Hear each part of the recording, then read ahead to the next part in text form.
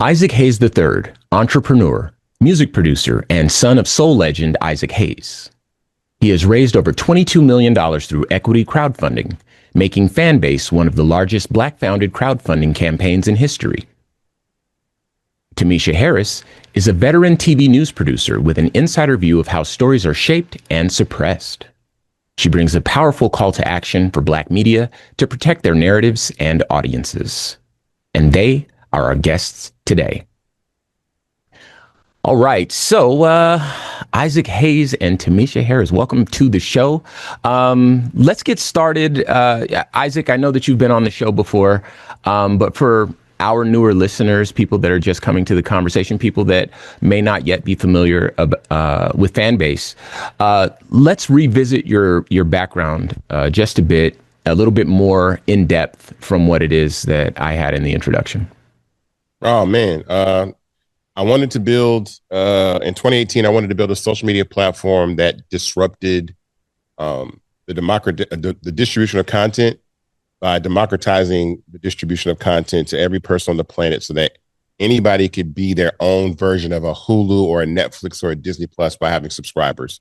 And that was the birth of Fanbase. No app really did that in the social media format using in-app purchase capability like Apple Pay and Google Pay. So subsequently, almost every social media platform now allows the users in some way to subscribe using in-app purchase capability. But the difference is those platforms shadow ban and suppress the users. And so all of your following never sees your content. Mm-hmm. And so the difference between Fanbase and everyone else is we're not here to censor people. We're not here to suppress your content, limit your viewing. And so that was kind of like the journey of Fanbase. And then I wanted people to own the platform and have equity in it because all these big billionaires and wealthy people over and over again keep owning these social media platforms. And I wanted something that everybody could own. So we did equity crowdfunding and we've been pretty successful. We've done 4 rounds of equity crowdfunding and we've raised over $23 million and we're coming to the tail end of our 4th crowdfund. We've raised $17 million. And so we're over $13 million raised and we want to close this round as soon as possible. Absolutely. All right. And Tamisha, this is your first time to the show, and obviously we gave you a brief introduction, but please, for our listeners' sake, expound a bit just so that they have an idea of who they'll be listening to today. Yeah. So I'm Tamisha Harris. I'm a news producer. I've produced news for about 15 years now. I've worked for every network. And what does that mean, a news producer? So that is the person who chooses the stories that go on air that you watch. We assign the correspondents. We find out what the president's agenda is, and we send correspondents to wherever he is, wherever the stories are, and we decide what order the stories will go in the newscast. So, Isaac, when we are introducing something new to people, we often have to take what they might be familiar with to describe what it is that we're doing different. I want to give us an opportunity to not make the low-hanging fruit comparisons to what's already out there. I'd rather start with what makes us different and what makes Fanbase, in my opinion, better. When you're talking about, your competitors, Instagram, TikTok, Twitter, why Fanbase if I'm a new user who might want to try the platform? Well, a couple of reasons. We're moving into an era now where these platforms have been gobbled up by these large right-wing institutions that will start to serve us or continue to serve the larger audience propaganda. And it really, again, social media it's supposed to be fun. And I think because of the power of social media, the effectiveness of being able to communicate with large groups of people faster than anything on earth, people see it as a tool and it's become a tool. And so I don't mind Fanbase being the best of both worlds, but this is a Black founded platform. And especially for the Black community, we have to own assets and vehicles that allow us to get information out to our community. I think there's been an attack on just Black culture and Black people, period, in this country, given this new administration with trying to, they're trying to wipe slavery out of books and, they're trying to roll back holidays and take stuff out of museums and just act like Black people never existed. And so I don't expect anything different from the platforms that exist already now that bend the knee to Trump and idolize him to act the same way. So I expect Black culture to be diminished, censored, exploited on all these other platforms. And so Fanbase is not that. I am not a tool of any political party at all.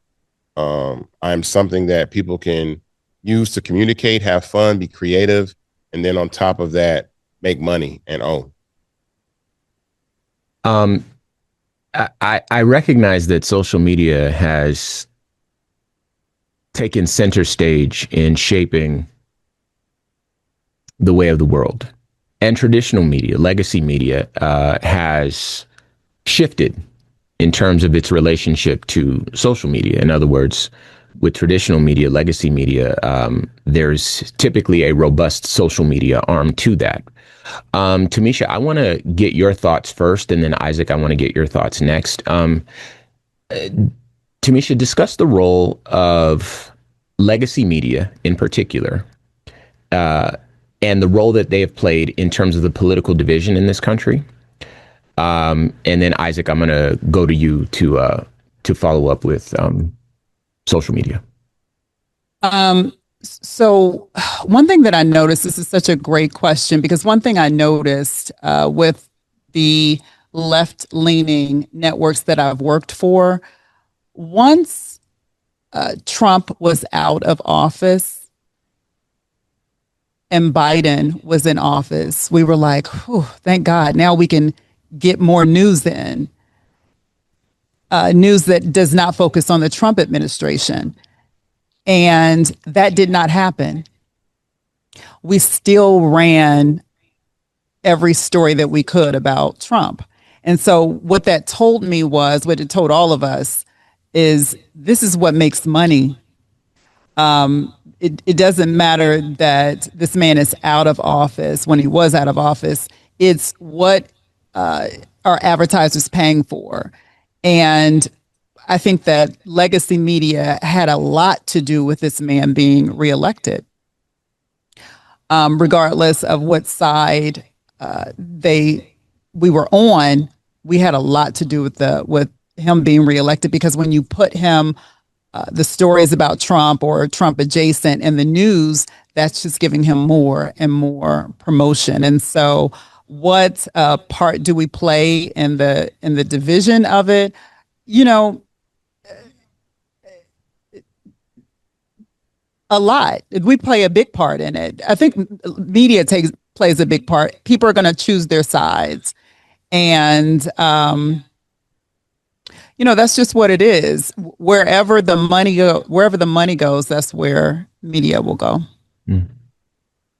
And Isaac, your thoughts on the role that social media has played in, recent years insofar as politics is concerned? I think it's been enormously powerful. I think it's been underutilized by many people.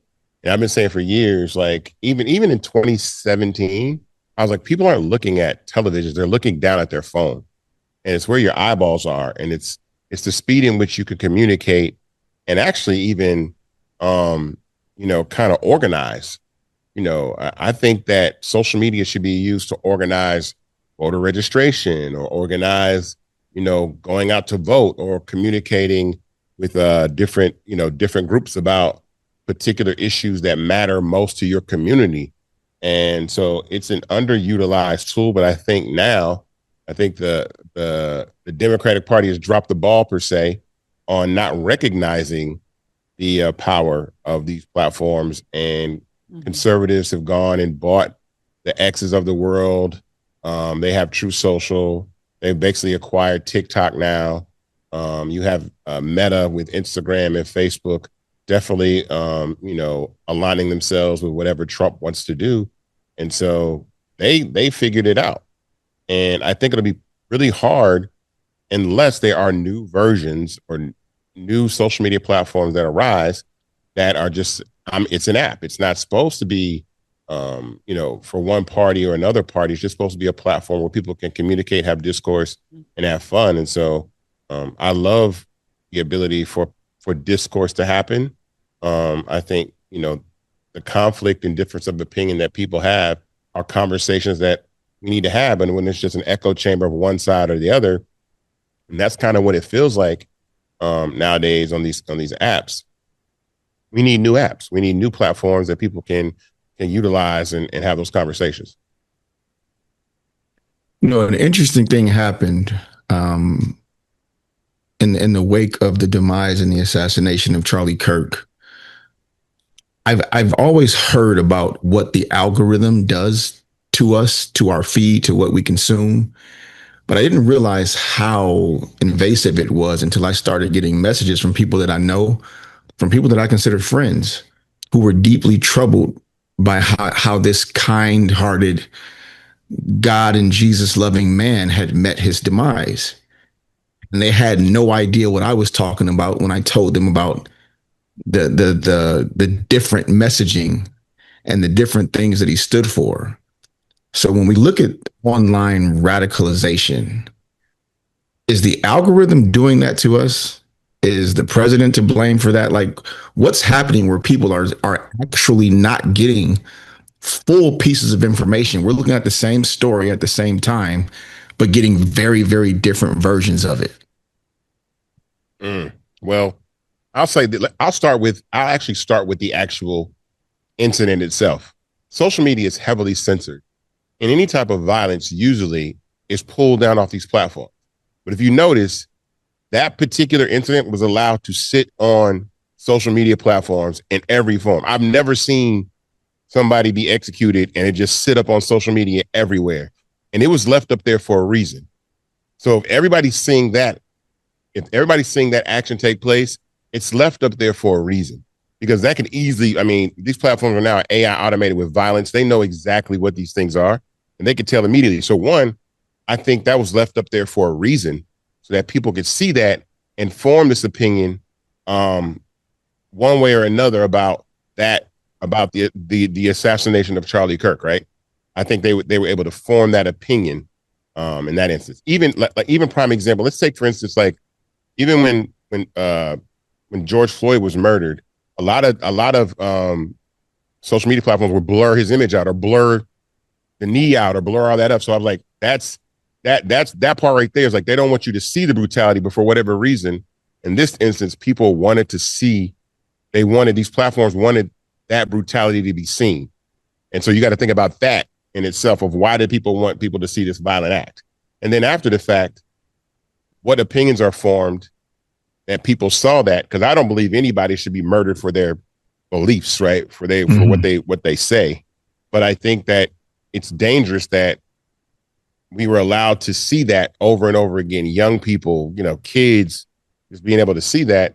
And then what that did to the algorithm and how that created all the derivative content of people having an opinion about Charlie Kirk one way or another, but it elevated him to a conversation that was larger than anything that I've ever seen in quite a long time. Tamisha, I want to go back to you, and then of course I'm going to get your thoughts as well, Isaac. But you mentioned something earlier about the role that legacy media had played in post Trump's first presidency during the Biden administration, still amplifying all the rhetoric and the moves and maneuvers and whatnot that were coming from Trump's camp. And I'm curious as to what difference perhaps Black-owned media outlets could have made had there been more in the way of prominent Black-owned media outlets. And Isaac, just to preface this, I'm going to shift to you having a Black-owned social media outlet, the one that I believe to be very powerful. But first, let's get an idea of what a Black-owned legacy media outlet could do, so that we can get our listeners familiar with exactly the power that is wielded when that's owned, mm-hmm. and the power that doesn't exist when it's not. So, Tamisha, your thoughts. So I used to work for MSNBC, and I did a special that lives on Peacock right now. It's called Black Men in America, The Road to 2024. And that particular special, we traveled across the country talking to Black men about their issues leading up to the 2024 election. And I think that it was a really strong preview of what Black media can do to educate, because we were able to talk to Black Republicans, and we were able to talk to independents and Democrats and people who don't identify with any political affiliation whatsoever. But I think it's important for us to hear everyone's perspective and to learn what their concerns are, particularly Black men in this instance. But the role of Black media, we would be able to hear and educate people. A lot of people don't go to the White House, don't go to whitehouse.gov and learn what this administration, what any administration is doing. So they'll just go by whatever they're hearing on social media. Oh, well, the Biden administration is doing this or is not doing that, or the Trump administration is doing this and not doing that, or any administration. But when we have Black media, we can extract that information and then we can focus in on how this impacts our particular community, our families. And that's important, because when it's time to vote, we need to understand who we're voting for and why. Because there was a lot of, we heard there were a lot of Black men voting for Trump, which that was not the case. But when you are consumed by rumors, that begins to fuel how you vote. So even though it was not true, there were people who went to vote for Trump because they thought that's what everybody else was doing. Black men or Black women who voted for Trump because that's what they thought everyone else was doing, when that wasn't the truth. So the role of Black media is to make sure that we are delivering the right information to our people with urgency. That's our role. Isaac, your thoughts, because you've spoken about this quite a bit, and I'd love to get, some of your reflections on record for our listeners. Well, I'm a little disappointed in Black media. Not you guys, though. But I think that I think we are all faced with the issue of, do we want views or listeners, or do you want to disseminate information, right? And with the way that legacy media, especially Black journalists, have been either removed from deplatformed from legacy media platforms, or having their voices silenced, or being fired, or whatever, we have to pick up the slack on social media. And there's a lot of Black-owned media that exists in the digital space, but I feel like they spend more time talking about the clickbaity pop culture things and not necessarily utilizing the platform to disseminate real information. I don't mind that you do both, because again, we're going to hear both. But if there's something that's really affecting Black community, then I need to hear about that. And that goes all the way to the social media platforms. That goes to media sites that exist on social media. So I know we're going to hear about the beef between rappers, and we're going to hear about, whatever the pop culture story is. But also at the same time, we have to understand that if a lot of Black women are losing their jobs, if there's legislation and that's being passed in particular states that could harm Black people just based off what they say. Like a friend of mine, consciously said that there's legislation that they're trying to pass in Texas that if you use social media to commit a crime, even if it has to do with drugs or anything like that, then it actually adds more time or escalates the charge. So I don't think people know that. So if you're one of these dudes that's, posting drugs on your social media platform, or DMing somebody, even if you DM somebody to go buy some drugs, you're actually quadrupling the time or adding more time. And they know that that's what young Black people are probably doing. They're probably using social media. So that in itself is something that can harm Black people. But I don't hear any Black media talking about that, saying, look, you guys need to stop talking on social media about the stuff that you're doing, because now there's a law in place they're trying to pass a law in Texas that actually even over criminalizes you for the stuff that you're doing just because you're using social media to do it. And that's the role of Black media. I understand we're going to say the funny, entertaining things that we love, but we also have to use this to understand that it is a tool to disseminate information to Black people. And I don't know at what point the Black community will come out of this fog and not think that it won't happen. I think it's so subtle. I think, the rollback of rights and opportunity for Black people, I think it's happening so subtly that by the time we realize it, it's going to be way too late. Absolutely. I don't think Black people really think that, like if I were to tell you guys right now, I'm not joking, but I really think they're trying to bring slavery back. And somebody would laugh, like, they're not trying to do that. Because I've been a person that's responded that way myself to some of the things that Tamisha has talked about. And I'm like, they're not gonna do that. I literally, we were having this conversation the other day when Jimmy Kimmel, when those stations stopped airing Jimmy Kimmel, she's like, oh, they about to pull him off the air. And I'm like, they not. And then by the time I could refresh my phone, he was fired from ABC. And I don't think people understand, oh, this is real. They're not playing. And so Black people need to realize while we're listening to these rap beefs and these rap songs, we're doing dance challenges and we're having all this great fun, they're changing laws that strip away the rights of Black people, and that puts us in danger. So I don't want to move from here yet, because you just brought up something that struck a nerve with me. Being in the spaces that we're in, all of our friends do not consume information the way that we do. They are not as informed as we are. So when you say things like they might bring slavery back, they think you're being dramatic, hyperbolic, and just talking out of your rear end. Except we're paying attention. And the clever thing that they've done, because it's not that they've been subtle, Isaac, it's that they've been disguising those stripping away of rights and liberties as someone else's problem. They're doing it to someone else, and the rest of us are just watching, not realizing that these things impact all of us. You brought up Jimmy Kimmel. We're in some pretty unprecedented times.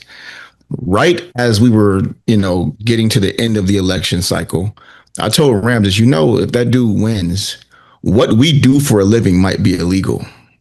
And I think everyone thought I was being dramatic and hyperbolic when I said that. And now you look around and we're on the precipice of being called the Black Information Network might be something that's illegal soon. Talking negatively about this administration might be illegal soon. But when you see companies like YouTube settling suits where they haven't been found to have done anything wrong and still saying, here, take this money. Tamisha, I'm going to start with you and Isaac. I got to hear from you too, man. What do we do in this space? What does this mean for us? Might we still have a show that we can have you come on and talk about the things that we're doing in the next few months as this administration is showing? If you disagree with me, if you don't pledge allegiance to me, I do kind of have the power to erase you. And I think that's something that people would have thought was ridiculous 9 months ago.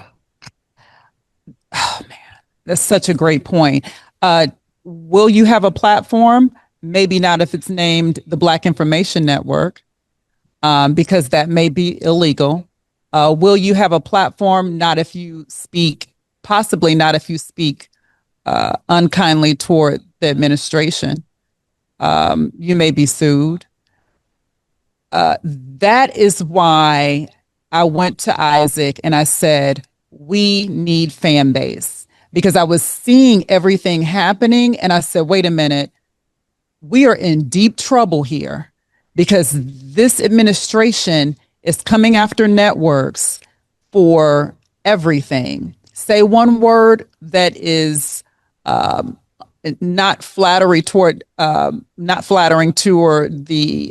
president, then you're going to be sued. You'll be taken off air. You have anchors softening their language. We'll put in a script and they're like, no, let's not. I don't want to say that. I don't want it to come out of my mouth, because people are being fired. So that's why I said, when I came to Isaac, I said, okay, our only option is Fanbase. I didn't know Isaac at the time. a friend, Angela Watts, introduced us. And I said to him, this is, and I'll say it again, this is our Underground Railroad. When we need to get information out that is critical, Fanbase is where we need to go while we're safe. Because it sounds, it sounds alarmist, but it's really not. It's really what's happening. We are not safe. Our voices are truly being silenced. We can be sued. Whatever can happen. We can be pulled off of whatever platform that we're on. So that's why it's so important to go to Fanbase. I didn't know Isaac. There was no vested interest. I just knew there was a Black social media site, not Black because it's I know that it's for everyone, but it was a social media site that was owned by a Black man. And that felt safe for me. Coming from a network perspective, someone who's seeing things from at a higher level, I would say, I said, that's where we need to go. Isaac, the first time we had a conversation about Fanbase, you were talking about building an equitable space for creators. Being a Black founder, of course, people are going to say it's a Black social media network, even though you've made it very, very inclusive and welcomed all creators and explained to them how they can get so much more of their fan base to engage with them and even it be a more profitable endeavor for them. But we are speaking to Black creators now. In this time, same question that, I just asked Tamisha, what is your forecast for Black creators in this current atmosphere? Grim. There is attention is a heck of a drug, right? And we kind of get real caught up in popularity and people's views and all the things that come with being on social media. But I think we're getting into an era right now where we need to read the fine print on any platforms that we use, right? I think we need to understand what effect does my presence on this platform have in the ripple effect of what my presence on this platform has for my people. So if I'm using a platform that is funded by people that lobby Congress and lobby the federal government to work against my best interest, should I be using that platform? Even though it gives me a lot of views, even though I get a lot of attention and all things like that. And that's really, really hard. I think I always say that people really don't change until they get angry enough or afraid enough. And so hopefully the changes that take place on these platforms like TikTok scare creators or piss them off enough to know that we don't need to be using them. And we need to be using our own platforms, and we need to be using new platforms and taking our voice and our power someplace else. Because it's funny, our community always screams two things that we always say, right? We're the culture. We make everything move, right? But for some reason, we don't act on that. We don't act as if we do. We act as if it's the other way around. We act as if the apps are what moves the culture, and we're just lucky to be there, right? And we love to use the phrase standing on business, right? But we're the least likely to actually stand on business. And so you got to scare people and make them mad. And that will result in our community. And let me tell you, when that happens, I think that's the scariest thing for this entire country is Black awareness and unity in a way that moves, like that shifts the ethos. You know what I'm saying? The amount of people that downloaded Blue Sky in 60 days to 90 days is about half of what the Black population is in this country. If Black people did that alone, that would scare the crap out of a lot of people, but it also wake us up that we have the power to shift hundreds of millions, if not billions of dollars in a direction that can benefit us by something that we can own, something that we can use, something that's not going to censor us, something that's going to recognize us, something that's not going to suppress our Juneteenth posts or our posts about Black history or our posts about the atrocities that happen in our community, that those things will be elevated and shared and we can have dialogue around those. And so that's what I hope. is that, the creator community gets angry enough or gets scared enough to make that change. Being in this space where we're beholden to the Federal Communications Commission, we have been paying particular attention to the goings on with respect to this administration ever since the introduction of Project 2025. There's some person that I know that you've spoken highly of, and I think that he might serve as a good example, and I'd love to get your thoughts. Isaac, this one is for you. And Tamisha, feel free to add something if you feel so inclined, but I know that I've heard Isaac talk about this before. Roland Martin, I think, is somebody that many folks could look to, and I just loved how you gave him his flowers. For people that might not know kind of what's going on behind the scenes, talk about what's going on with Roland Martin, or what has been going on with Roland Martin. Well, Roland was a journalist that was on, he was on Urban One, and he was on CNN, and he felt the need that he couldn't say what he wanted to say, the way he wanted to say it, when he wanted to say it, how often he wanted to say it. And so he struck out on his own and created something called the Black Star Network, which is a media platform. And he coupled that by using YouTube as a distribution model to be able to get his message, again, in people's pockets at all times.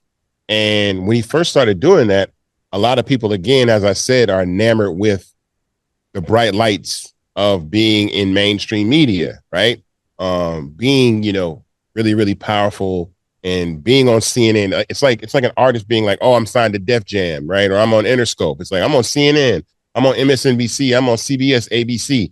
It's like the legacy that goes with that. Of course, it sounds amazing and you love it and you feel like you want to be part of that. But in actuality, those platforms are on the decline, and more people are watching what's on social media, in real time. It's an interesting stat. Kai Cenat had Mafiathon, and yesterday, not yesterday, when he had at the end of Mafiathon, he had LeBron James come on for that last segment of Mafiathon, and he had 1 million concurrent viewers watching him at that time. Like, Jimmy Kimmel gets like 1.2 million concurrent viewers. This is a young Black kid on the internet that's having as many people watch him as a major network site.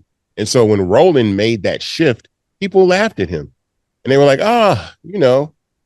that's like corny, or that's not the wave. And then what happened is Roland's platform started to grow. I think two things happened. Roland also was helping during the election last year with Kamala Harris. He had like Win with Black Men and Win with Black Women, and he was, really using his platform to amplify our voices. And so his platform took off. In fact, out of the 100, he's fluctuated a lot, but out of the top 100 podcasts that are on YouTube, Roland Martin was the only one featured in there that was doing news. Everything else might be Joe Budden, or it might be Shannon Sharp. It might be something funny. The things that were entertainment, but for a Black media site and a Black man to have like true media, because Roland doesn't hold back, and in the way that he talks, to him to be in the top 100 of YouTube's top podcasts for months at a time speaks to what he's been able to build. He has almost 2 million YouTube subscribers. I'm really proud of him, and he's been the biggest advocate and the biggest supporter of Fanbase from day one. He's the only person that, no matter what the situation is with us, he'll say, add me as a collaborator to that post. That's a big deal, because he has like almost 1 million followers on Instagram, and he always gives us the opportunity to be on the platform. And I know a lot of people that don't do that, and I think everybody gets kind of a little funny with their social media. They feel like how they feel about it. But Roland is a true ally that really cares more about the message than what it looks like, and I appreciate him for it. To your point, Isaac, I get a lot of people who pitch me and they're like, hey, I want to come on your show. Because they think, just to your point, these networks have the power when they are on a very sharp decline. And if you just build your own community, the same that Roland did, you are the one that will have the power. And so that's what I want to get people to understand. It's not the big networks. It's not, build your own community, build your own ecosystem, and then you will be able to make the decisions and decide who comes on, the stories that are told. That's where the real power is. It's really just not with these big networks anymore. It really is social media. And right now it's social media, but the big thing is now that social media is, going to be government managed, that we have to figure out a different platform, which is one, Fanbase, or having your own platform outside of social media. Tamisha, that's a perfect segue for the next question that I wanted to ask. We spoke about launch strategy, Isaac, when the first conversation that you and I had offline about Fanbase and about, do you have a big celebrity come out and champion the site, or, what's the best way to get the brand and the name in front of people? And you spoke to me about community versus celebrity, about the creator versus the app, and which one powers the other. For potential new users who might want to know, like, is it the app that I'm on?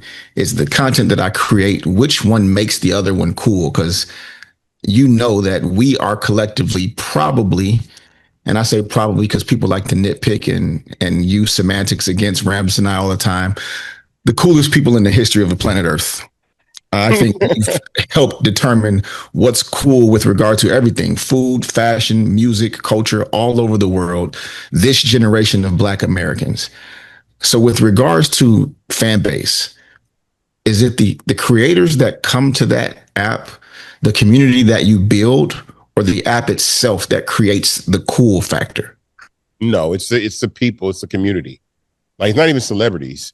Celebrities don't build apps, communities do, people do. The users are what power these platforms. The celebrities benefit from large groups of people being gathered in one place, or they have the ability to move community where they are, but there still has to be something for the community to do once they get there. So again, I talk about this all the time. It's like any platform, like, I could have the biggest celebrity in the world come on Fanbase, but once that celebrity has to go shoot a movie, play a game, film a TV show, go on tour, there has to be something for the community there to do. And that's interact with each other. That's like, talk to each other, share content, and create and be a part of each other's lives. And that's the part that's really, really important. So yeah, community is the biggest part around what's going on with social media. What I know for what we do at Fanbase, I was just having a conversation with one of our team members today, and I was talking about a couple new features that I wanted to bring to the platform. And he's like, no one's ever done that before. And I'm like, bro, that's what I keep saying, is like, we have all the ideas. He's like, no one's ever did that. He's like, yo, we need to add that fast. I was like, yeah, we need to get money fast. We need somebody to drop 100 million on us, because you could not catch us. You could not beat us, because the things that are in our heads, the ideas that we have, the way that we innovate, money is the big equalizer in all of these things.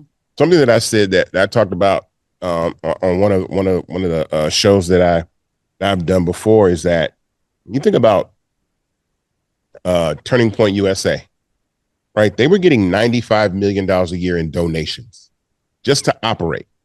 Imagine somebody giving you guys $95 million a year just to push a message, just one particular message.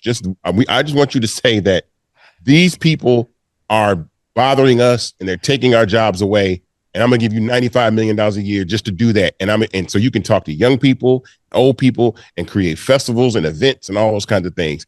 I'm not even talking about doing that. I'm just saying to build the infrastructure of building community.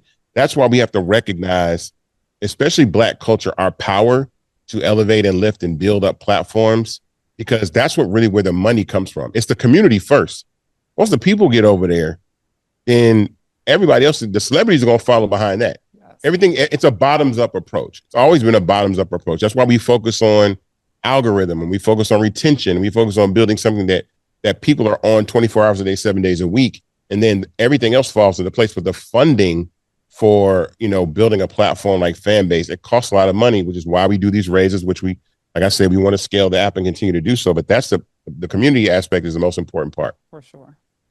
I've heard this conversation before, obviously, in prior conversations that we've had, that it's the people that are kind of the engine behind the culture, behind the early adoption of this product versus that product, et cetera. And, when you first introduced it as a concept to my mind, I started thinking and looking back in hindsight, and I'm like, man, that's actually true. And it's funny because I went to school for marketing. My undergrad is in marketing. And so having it framed through the lens of Black culture, you get to see it. It's plain as day. Of course, they didn't teach me about Black culture at Arizona State University in the undergrad program. But it certainly did follow all the rules of marketing, and the result was undeniable. But I think that there's something else here. First, you touched on it earlier in the conversation, Isaac. And I think I want to start with you, Tamisha, because I think you might have some interesting insight into this. As far as, people being early adopters, people being the engine of the culture, in a manner of speaking, discuss the ways that people can use a platform that is not subjected to the FCC and not subjected to the tentacles, if you will, from Project 2025. Discuss the capacity of people to organize, to, I'm not sure what your thoughts are on the boycotts that have taken place, particularly with respect to Target, but discuss how people can take their power back using a site like Fanbase. The second part to Isaac's story from earlier regarding Jimmy Kimmel, when I said he's going to get fired, and then he was fired. The second part to that was, I said the only way he's going to get back on air, the only way is if the people demand that he gets back on air. And what I mean by that, obviously, is the boycotts and things like that. So in terms of social, that all happened via social media. Yeah, people, the word got out via social media that this is what we're doing. And then people showed receipts that they canceled their subscriptions. That is incredibly important and very powerful. Because people want to be a part of the cool thing. The cool thing to do was to, yay, power to the people. That was the cool thing to do, and it gave us the results that we wanted. That has to be applied to anything that we want, and social media plays a critical role in that. Social media is the engine to that. So, one of the things that people were concerned about with the Jimmy Kimmel boycott was their favorite show. What was it? Reasonable Doubt. Oh yeah, Reasonable Doubt. I think it's in Abbott Elementary. Yeah, in Abbott Elementary, people were concerned that they were taking away from Black creators. And what I want to encourage people to understand, that the power of a dollar is just that. That's what makes people move. So when you remove the dollar from their pockets, it won't take long for them to move. Your show will be back on air in no time. Everybody will be back in their old cycle in no time, but you have to sacrifice. People have to sacrifice. And it has to be in a mass migration of that. Everybody pulling their dollars out of these companies. And that happens via social media. Information travels fast, and that's what we need. That's why Fanbase is so important, because there is no suppression of information. There is no demonetizing. There is no misinformation. The information is going to be right there for you. So that's the role. That's why it's so important. And Isaac, I want you to add something here too, because you mentioned this earlier. Shadow banning based on the way Fanbase is built, and you can correct me if I'm wrong, but my understanding that shadow banning isn't even a thing on Fanbase, and it could not be a thing. And so if people wanted to organize on Fanbase, they don't run into the limitations of the older social media sites, the Twitters and whatnot. Am I correct in? Yeah, you are. I want to assessment? add something to what Tamisha Please. said to part of her story, because there's a couple things. When as soon as Jimmy Kimmel got fired, I canceled my Disney Plus subscription. I saw that. And that was on maybe like a Thursday or a Friday. I can't remember what day it was. It was Wednesday, Thursday, Friday, somewhere along that. But that Monday morning, I had a conversation with one of my friends, and we were talking about how everybody was canceling their subscriptions. And I was like, they were like, Disney's lost $4 billion in revenue. And he's like, that's nothing, man. That don't mean anything. That's not going to make any difference in what they're going on. Da, da, da, da, da, da, da. And I was like, that's $4 billion in like 4 days. What happens 30 days from now, 60 days from now, right?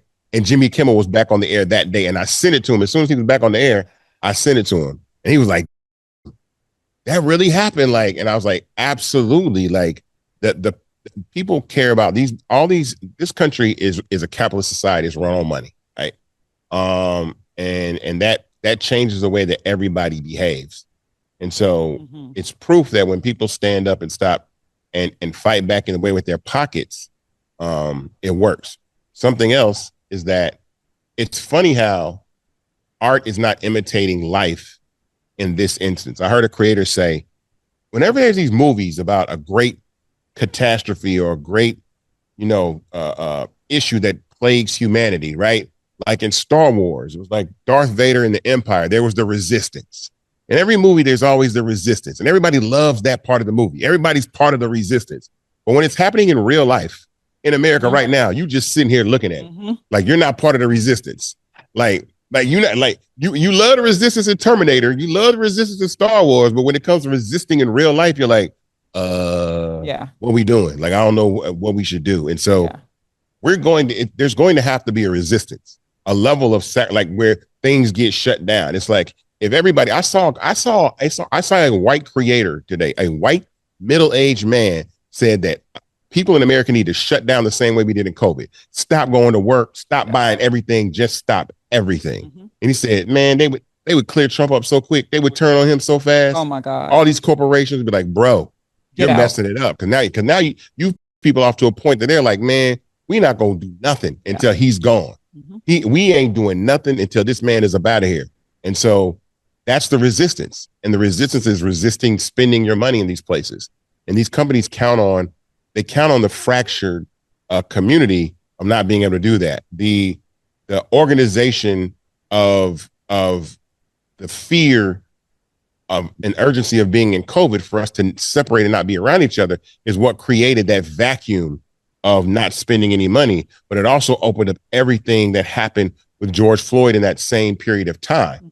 And that message was made clear that none of this is going on. We're going to stand for that. So we don't need George Floyd's or pandemics to do the same thing. Right. And when we realize that we don't need a pandemic or we don't need another black man getting murdered to just stop spending our money as a country and stand up for what's right to make change. And when that happens, that's going to change everything. When it came to fan base and content suppression, that I didn't build a platform like that because advertising is not at the focal point of what we do.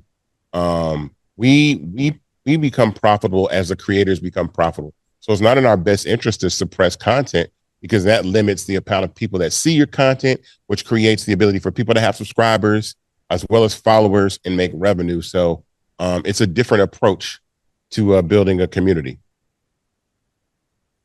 It blows my mind, the solidarity that the oppressors have and the splintering that those who are being oppressed have. Like you see Baptist pastors finding a way to wrap their arms around someone who's been convicted of, do we even need to name all of the things, because they have a single thing that they've agreed on. So they forgive all the things that they're opposite. With us, we agree on almost everything, but we'll nitpick each other to death on on the little things that we don't agree on, and we'll splinter in 25 different directions. a crazy thing to witness. And like you said, hopefully we don't need another pandemic or another George Floyd to give us some solidarity. Isaac, Tamisha, we did not intend to monopolize you guys the entire evening. We're very, very impressed. We're very, very proud. You guys got some soldiers over here that are ready for the call whenever we do need to, mount up at dawn. Yeah. But with regards to what's next, for people who want to follow you, who want to keep up with you, who want to know what you're doing, social media, projects, we got something pretty big coming up that you want to share with the people. So let us know how we can participate, man, things that we can do to not just keep up with you, but to support you. Well, as always, I would say, download Fanbase, create a profile, especially creators that are on TikTok. Migrate your content over, because I don't know what's going to happen with TikTok, with this new algorithm change. I don't know if there'll be a new app. There'll either be a new app that you have to download, or the algorithm will change in a way that's going to affect the way that you do your content. And then investing. And I don't think we really even understand.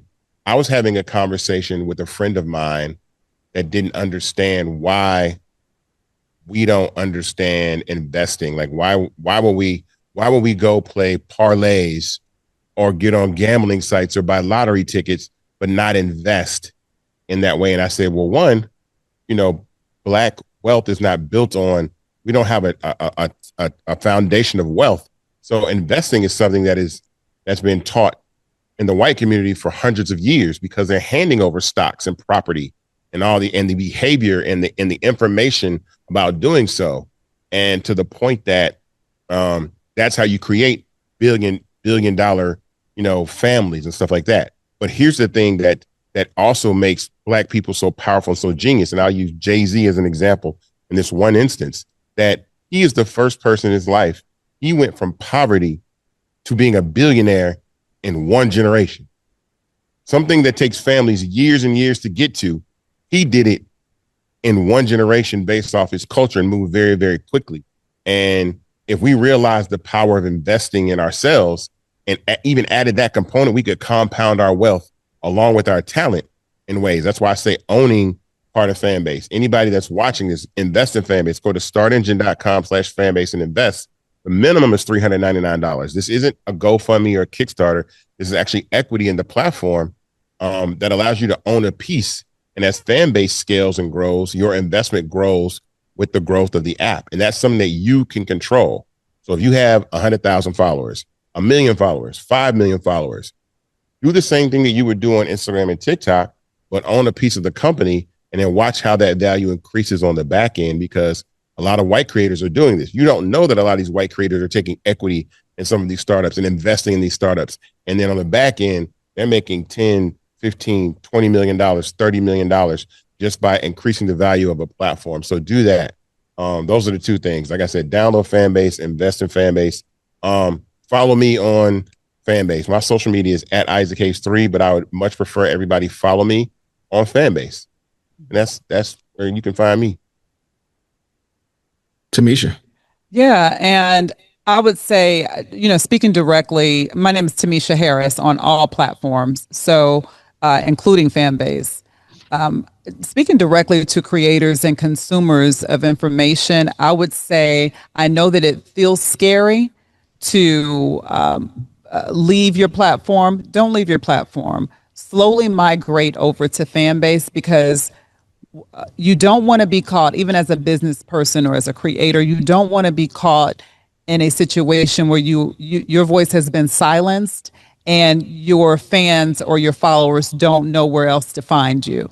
And now you just go into this dark hole. Start migrating over to Fanbase, start building your community there, because when the TikToks and the IGs, when the administration begins silencing our culture, just as they're doing now in real life in front of us, you want to already have established yourself on a safe platform.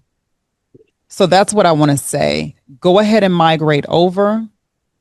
Start encouraging your followers to go over, and build your community where you're safe. Build your community where you are loved.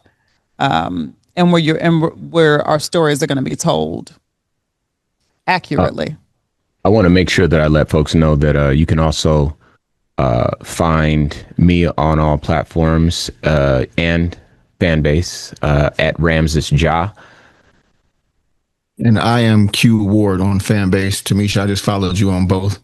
Isaac, I've been following you on social media since social media existed, I think. So yeah, same. I'm on your heels, brother.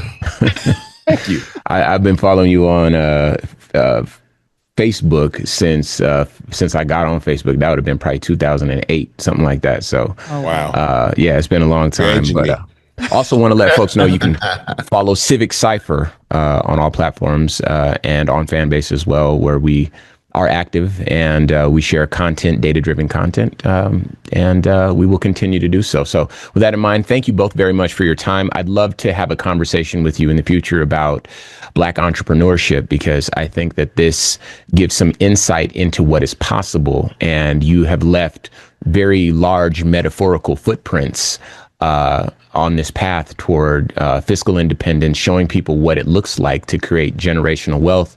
And like I said, showing people what's possible. And so that's the conversation that I'm anxious to have with you at some point in the future. So spare us a little bit of time over here on our show. And, obviously when the time is right, we'll make it a priority. All right. Absolutely. Thank you, guys. Thank you. Thank you much. We'll talk soon.